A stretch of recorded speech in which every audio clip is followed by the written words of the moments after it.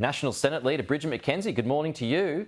So these meetings today, Great to be with you, Pete. Is this going to make or break the Coalition's net zero policy, in your view? Look, the Liberal Party are having a policy meeting today.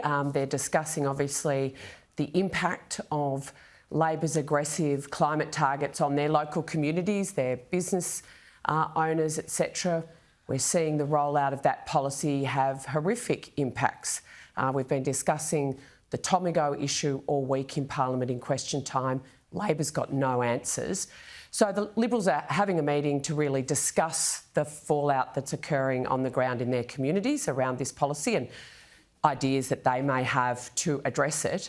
As to the National Party, we've got our federal council starting this weekend, late tonight, with welcome drinks. And we'll be debating policy on net zero with our membership. Obviously, our party room's not bound by our party membership's voting decisions, but we do take seriously what our members from right around the country think on certain topics, particularly one as important as net zero. Well, there's no way that the Nats are going to get around net zero, are they? Sorry, what? I mean, there's no way. Get around it? Yeah, you're not going to, even though you're going to have your own conference this weekend and talk about net zero, I mean, there's no way the Nationals are going to support it, right? In 2050, you don't want it? Well, again, I'm not going to get ahead of the party room or federal council, Pete, but we are the ones on the front line of these aggressive policies. Yeah. So it is the smelters that are shutting down, it is the job losses, it's the rollout of the reckless renewables, the rise of power prices as a result of Labor's policy. So every single negative impact of the Labor Party's aggressive targets towards net zero are being felt by our communities and our businesses, and our job's to stand up against that sort of stuff. Well, no, I've seen that out in the regions. We're not going to take a backward step. Yeah, I've seen that out in the regions as well and know full well what the view is. Bridget, this week we saw, as you know, Bill Gates, he dropped his passion for climate change. Scott Morrison has pulled back on net zero. If the Coalition were to drop it, and that's the 2050 target, which you kind of get the sense it will, how do you win over those city voters which you need? Well, I think there needs to be, you're right about the Globe actually rethinking an aggressive approach to climate change. You saw Bill Gates saying there is going to be more, concern about deaths and impact on humanity from cold than heat. Tony Blair, another huge supporter globally, walking that back. Big emitters not joining in the fight, etc. So I think right across the globe, people are rethinking this whole, this whole arrangement, and so it is right and just for us to also rethink our commitment to it, because the reality is we are a little over 1% of global emissions. But you're right. How do we have a conversation with the Australian public about caring for the planet, making sure we have care for our environment and our future, and our grandchildren can have clean air, beautiful fresh waterways, etc. So I think that's where we're going to have a really strong argument and some practical policy options around how do we...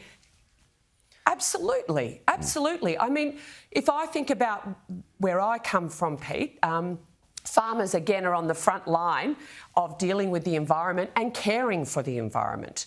And so I think we've got a lot to bring to the table about practical solutions where we can have care for the planet whilst we lower emissions without trashing our economy. Tell me something. If the Coalition then abandons that 2050 target, the net zero target, could Barnaby Joyce stay? I mean, is it a lock that he'd leave the Nationals? Well, as I've been saying all week, Barnaby has said he's not running again for New England, and he's made it clear that everything's on the table, and he's going to be thinking about that over coming months, what his future holds. So obviously what the party room does around net zero will absolutely play into Barnaby's thinking, because he's made that very clear that is an issue he cares deeply about. He's got a private members bill in the House about it. And depending where our party room lands, that may keep the door open for him coming back. OK, so it's possible. He might remain as a National. In your view, you know him well.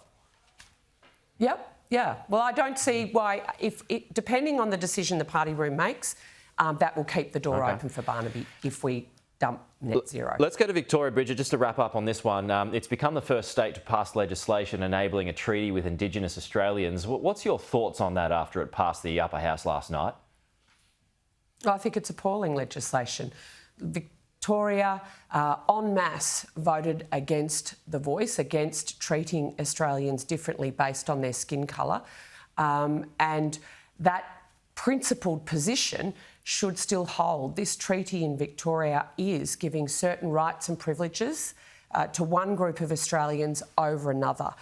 So for me, it's an incredibly disappointing day, and I'm very buoyed by the fact that the Liberal and National Party, heading into next year's state election, have vowed to repeal this legislation should they win the election. Should they win, the operative words there, Bridget. Are they likely to? Yep. Well, I know I'll be doing everything I can to make that happen. So but what's your fear? Let's get out there and campaign. I mean, it's probably unlikely that they win. So what's your fear about what happens to Victoria now? I mean, there's going to be changes in curriculum. There'll be changes in how a whole lot of stuff is run after this passed last night. What are your fears about this going ahead? Well, it's going to change the very face of our communities. And as I said, prioritise and privilege one group of Australians over another across a whole raft of areas of common and community life, whether it's the education policy, whether it's how land is treated, businesses are treated, decisions are made right across our community. So the impacts are not to be underestimated. Right. I think what the rest of Australia that's watching this morning, if you want to know how bad it can be under a Labor government, Victoria is a stunning example of what can happen.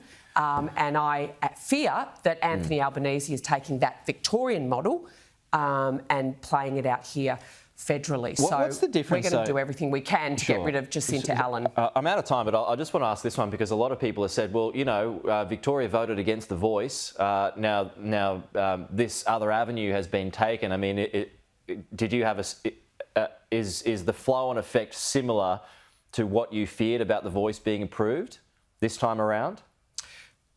Well, I think it's worse because it's almost fast-tracked a voice type situation. At least with the voice referendum, there would have been years of setting up processes and bodies and organisations right throughout the country to sort of feed into how that would have operated. Here in Canberra. But what you're seeing with the treaty is that, as you said, curriculum's changing in the next sort of year or so. So we're seeing a fast track, if you like, under this model of the types of changes we were concerned about with the voice. All right, National Senate Leader Bridget McKenzie, thanks as always for your time. We will leave it there.